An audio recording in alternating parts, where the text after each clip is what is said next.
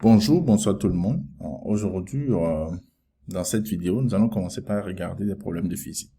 Et nous allons commencer par regarder le problème numéro 4 du concours 2022. Ok.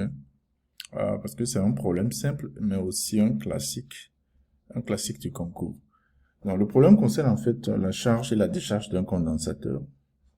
Et nous allons discuter ça ensemble. Donc, nous donne ce circuit-là, composé d'une source continue de courant. Et puis on donne un condensateur de capacité C. On donne maintenant un conducteur ohmique à travers lequel le condensateur est chargé. Là, on nous pose quelques questions. Donc, nous allons regarder ces questions ensemble. Et s'il y a des concepts qu'il faut expliquer, je vais vous expliquer tout au long de cette vidéo. Donc, sans plus tarder, voilà. Donc, ici, c'est le circuit, en fait, que j'ai représenté ici. Et la première question, c'est de préciser sans calculer, sans faire de calcul, la valeur de VC à t égale à 0, VC à t égale à plus infini, ici à t égale à 0, et ici égale à t égale à plus infini. Voilà. Donc, cette vidéo, c'est pour vous expliquer. Dans le cadre du concours, vous n'avez pas besoin d'écrire d'équation. Vous devez directement préciser les valeurs. Maintenant, pour comprendre ce qui se passe, il faut écrire, vous choisissez cette maille-là, ok? Vous choisissez ce sens-là, et vous écrivez la loi des mailles. Ça veut dire que la tension E est égale à la tension au bord de R1, plus maintenant la tension au bord de votre condensateur. Maintenant, la tension au bord de R1, si vous utilisez la loi d'Ohm, ça fait IC fois R1 parce que c'est le même courant qui passe dans le condensateur, qui passe aussi dans R1, plus VC. Maintenant, vous voyez ce qui se passe. Si je dois tirer IC, vous allez voir que ça fait en fait E moins VC divisé par R1. R1 est une constante. Donc, vous voyez que IC et VC sont en fait en compétition. OK. Maintenant, nous allons voir ce qui se passe au temps t égale à 0. Lorsque le temps t est égal à 0, puisque le condensateur est déchargé au départ, c'est-à-dire qu'il n'y a pas de charge, sur les plaques du condensateur. Ce que cela voudra dire, c'est qu'il n'y a pas de tension, parce que rappelez-vous que QC, en fait, ça fait la capacité multipliée par la tension au bord du condensateur. Donc, s'il n'y a pas de charge, il n'y a pas de tension. Voilà, donc maintenant, si VC est égal à 0, à partir de cette équation, vous pouvez directement voir que ici, ça vous donne E divisé par R1.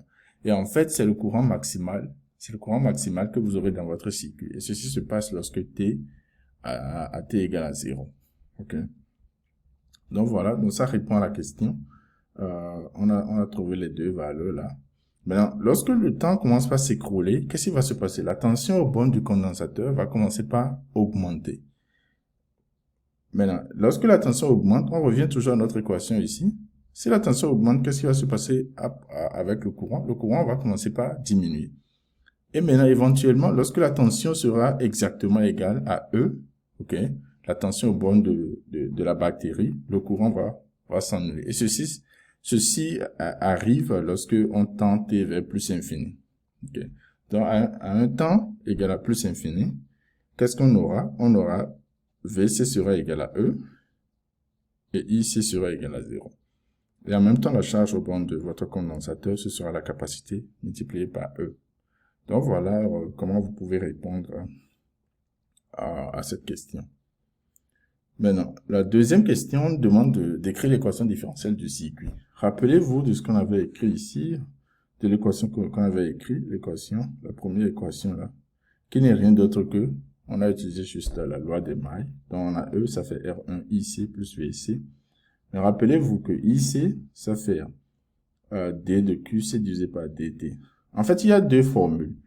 Lorsque votre condensateur est en train de recevoir de la charge, donc est en train d'être chargé, donc ça fait plus D, QC divisé par DT. Si le condensateur se décharge, c'est-à-dire il n'y a pas de source de général, il n'y a pas de source de courant dans le circuit qui charge le condensateur. Donc le condensateur se comporte en fait comme une source active de courant. OK. Donc ça donne du courant. Donc ça se comporte comme un générateur. Dans ce cas, IC sera égal à moins D de Q sur D de T. Donc, faites très attention à ça. Mais dans notre cas ici, puisque le condensateur est en train d'être chargé, on a plus. Voilà, donc IC, ça fait D de QC divisé par D de T. Okay. Maintenant, rappelez-vous, on avait dit que QC, c'était égal à CVC.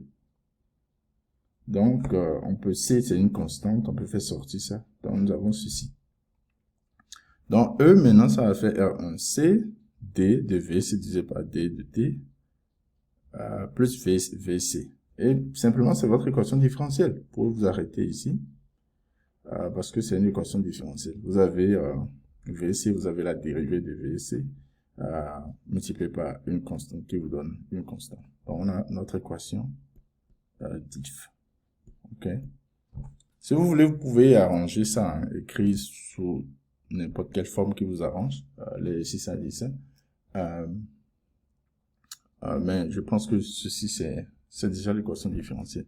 Maintenant, on demande de résoudre cette équation différentielle-là. C'est aussi simple à résoudre. Donc, la première des choses qu'il faut faire, il faut balancer. Donc, vous avez E, on a E égale à R1C, D de VC, divisé par D de T plus VC. Donc, si vous balancez E de l'autre côté, donc vous aurez, vous balancez R1C, D de VC, divisé par DT de l'autre côté.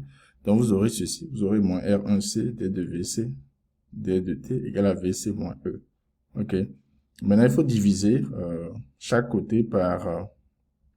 vous ramenez ceci en bas ici. Et vous ramenez ceci là. Vous ramenez ça aussi en bas ici. OK. Donc, finalement, en fait, ça va vous donner ce qui est ici. Vous aurez D de VC sur VC moins E égale à moins 1 sur R1C D de T. Donc, vous intégrez maintenant chaque partie. OK. Vous intégrez cette partie, vous intégrez l'intégrale de la gauche sera égale à l'intégrale de la droite. Et rappelez-vous que 1 sur R1C, c'est une constante. Donc, si vous faites ça, vous arrivez, maintenant, on a D de VC sur VC moins E. C'est comme si vous avez U' sur U. Et vous intégrez ça, ça va vous donner ln de VC moins E. Et de l'autre côté, ça vous donne moins 1 sur R1 C fois T plus 1 K. K, c'est une constante. Donc, K, constante réelle. Donc, c'est une constante réelle. OK. Maintenant, ce qu'on veut, on veut VC moins E. En fait, on veut VC. Donc, il faut maintenant utiliser exponentielle. Donc, VC moins E sera exponentielle de moins 1 sur R1C, T plus K, que vous pouvez écrire sous la forme de 1A. Ici, A est aussi une constante. A une constante réelle. OK.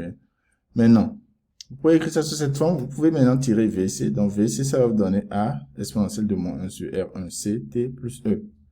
Maintenant, on va utiliser les conditions initiales qu'on avait trouvées. On sait que lorsque T est égal à 0, VC donne 0. Donc, simplement, ça veut dire que A plus E donne 0. Donc, A est égal à moins E. Avec ça, on peut réécrire maintenant notre VC proprement. Donc, VC de T égale à E, facteur de 1 moins exponentielle de moins 1 sur R1C, le tout multiplié par T. Maintenant, on a VC, on peut maintenant trouver IC de T, en nous rappelant que IC de T, ça fait la dérivée de VC de T, divisé par T, par rapport à T, multiplié maintenant par la capacité du condensateur.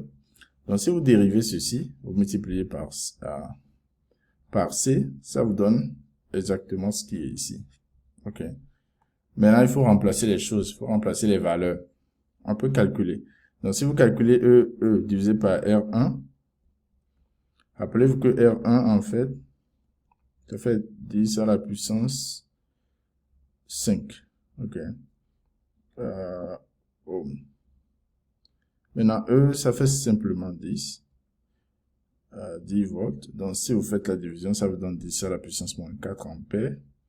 Maintenant, R1, C, c'était égal à 10 à la puissance moins 5 farad. Donc, vous multipliez par R1, ça vous donne simplement 1. Donc, voilà ce que vous avez. Avec ça, maintenant, on peut réécrire notre VC de T sous cette forme-là et notre IC de T sous cette forme-là. Maintenant, il faut représenter ces fonctions-là. Ce sont des fonctions simples à représenter. Vous allez voir qu'en fait, VC, lui, par ceci, c'est VC de t. Et ceci, c'est IC de t. OK. Donc, ce qui se passe, c'est que VC, lui, part de 0 et augmente avec le temps. Et lorsque t tend vers infini, OK, ça approche maintenant, ce E, c'est égal à 10 volts. Donc, ça va approcher E, et ceci, c'est 10 puissance moins 4 ampères. Donc, le IC, maintenant, va commencer à I maximal et diminuer avec le temps. Donc, voilà le comportement de IC, de T, de VC, de T. Maintenant, on nous a dit de calculer, retrouver les résultats de la question précédente. Bon, les résultats sont là, hein, lorsqu'on est à T égale à 0. Ici, c'est T. OK. Lorsqu'on est à T égale à 0, vous voyez, on a VC qui est 0 ici. On a IC qui est là. Et lorsque T tend vers infini, OK, qu'est-ce qu'on voit? On voit que le IC, ici, IC est pratiquement 0. Et ici, VC est pratiquement égal à E. Donc, les résultats ce qu'on a énoncé au départ, on les retrouve facilement ici. Maintenant, on nous a dit de calculer la valeur de VC à T égale à 0,1 seconde. OK. Donc, quand vous remplacez 0,1 dans votre équation, ça vous donne ceci. Donc, utilisez votre calculatrice et vous calculez. Ça vous donne 0,95 volts. OK. Maintenant, VC à 1 seconde, ça vous donne déjà 6,32 volts. OK. Maintenant, VC à 10 secondes, ça me donne en fait 0,99999 fois E, qui est pratiquement déjà E, 10 volts. Maintenant, on dit de conclure. Donc, la conclusion, c'est que après 10 secondes, le condensateur est complètement déjà chargé, pratiquement chargé. Donc, vous n'avez pas besoin d'aller à l'infini pour charger votre condensateur. Pratiquement après 10 secondes, le condensateur est déjà chargé. Voilà le problème que je voulais discuter avec vous. C'est un problème simple. Donc, asseyez-vous et faites ça une fois pour que... généralement, quand il s'agit d'un problème comme ça, les questions, c'est pratiquement les mêmes. Hein. On va vous demander de trouver l'équation différentielle, de résoudre, trouver le courant et la tension dans le circuit. OK. Et puis, d'interpréter les résultats. Donc, voilà un peu. Avec ça, je pense que vous voyez le concours 2016, le concours aussi 2019. Vous pouvez discuter les problèmes là. Mais je vais éventuellement faire des vidéos sur ces problèmes-là. Donc voilà. N'oubliez pas, si vous ne vous êtes pas encore abonné à ma chaîne, abonnez-vous, partagez les vidéos, commentez et aimez surtout mes vidéos. Et on se dit à la prochaine fois.